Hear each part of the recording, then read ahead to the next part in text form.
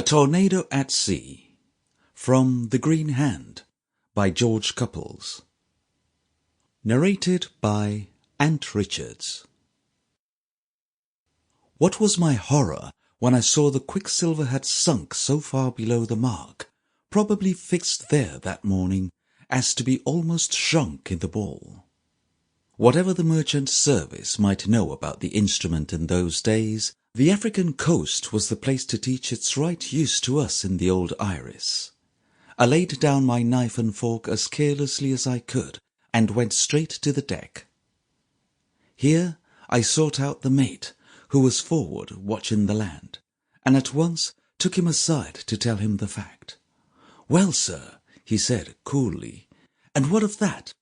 A sign of wind, certainly, before very long. But in the meantime we're sure to have it off the land."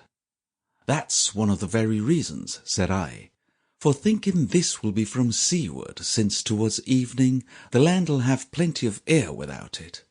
But more than that, sir," said I tell you, Mr. Finch, I know the west coast of Africa pretty well, and so far south as this, the glass falling so low as 27 is always the sign of a nor'westerly blow.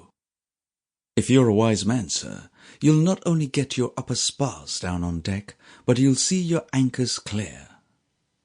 Finch had plainly got furious at my meddling again, and said he, "Instead of that, sir, I shall hold on everything aloft, to stand out when I get the breeze."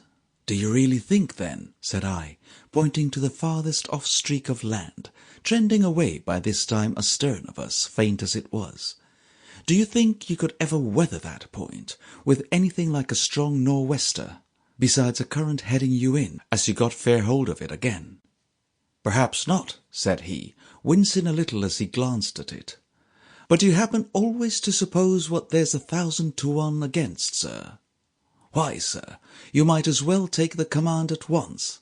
But, sir, if it did come to that, I'd rather see the ship lost.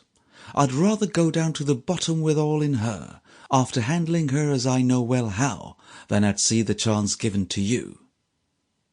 The young fellow fairly shouted this last word into my very ear. He was in a regular furious passion. "You'd better let me alone, that's all I've got to say to you, sir," growled he as he turned away. So I thought it of no use to say more, and leaned over the bulwarks, resolved to see it out. The fact was, the farther we got off the land now, the worse, seeing that if what I had dreaded should prove true— Sample complete. Ready to continue?